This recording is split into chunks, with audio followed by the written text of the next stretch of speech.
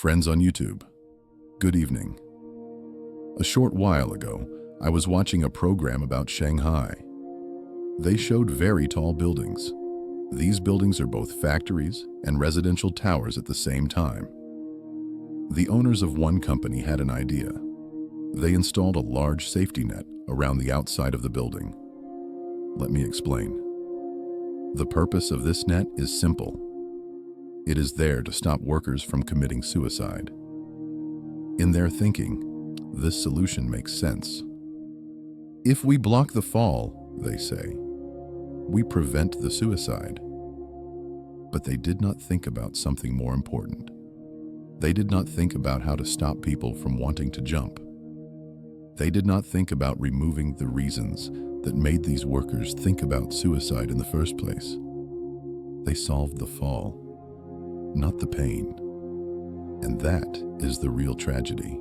People were committing suicide outside of work. Why? Because they work 60 hours every week. They live a life where they own almost nothing. 90%, or close to 90% of their time is spent working. But what kind of work is it? They work in manufacturing. And manufacturing, in this case, is a disaster. A human disaster. Let me give you a simple example. There is a box that moves. It passes through a small station, then another small station, then another, and another, and another. Always the same movement, always the same action. The worker opens something, closes something, repeats it again, and every single second the pieces must be prepared. Every second. No pause, no meaning, just repetition. And after 60 hours a week of this, people don't fall from buildings. They fall from inside themselves. And when the shifts are running, every single second requires tightening the screws. Every second. Do you understand? And this is the life we are living. A life with no meaning. No meaning at all. What is the meaning of life? What are you actually doing with your life? This is the life we live. Tightening bolts, tightening screws. And not only this, wherever you go in the world, you find the factory. You also find another scene. Someone standing next to a computer, or sitting next to it. It doesn't matter. The computer keeps moving. Data goes in, data comes out. And the question appears, what is the meaning of life? Is it just work? So we can eat. Before, people worked to eat eggs, potatoes, chickens. They lived close to farms. The purpose was simple: to stay alive. Life meant continuation. We have a survival instinct, and this is important. Anyone who attempts suicide and survives, you see something strange. As they fall, they try to grab anything.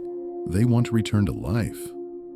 The survival instinct defeats the will to die, always. Yet there are people who tell you, commit suicide, and others who say, he had all the reasons. But maybe the real question is not why they jumped, but why life stopped feeling like life. The first reason is this: life goes beyond our ability to cope. There are problems that a human being cannot control and cannot solve. And when no solution appears, the person gives up. Pure surrender. Because there is nothing left. No solution. The second reason is when a person does not understand life. They do not know why they exist. This is not very common in countries like ours, like Morocco. But look carefully at countries with high suicide rates. You will notice something. The person does not know why he is here.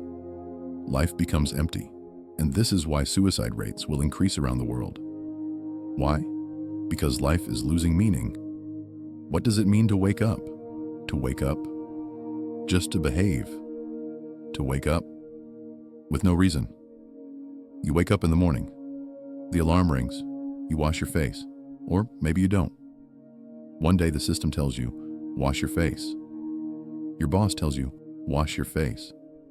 I say, excuse me. I know your face, and my face will not fit into this system. Because I know how you decide, and I know something else. The work I do today is exactly the same work I will do tomorrow. You wake up at 7. You wash your face. You get dressed. You take transport.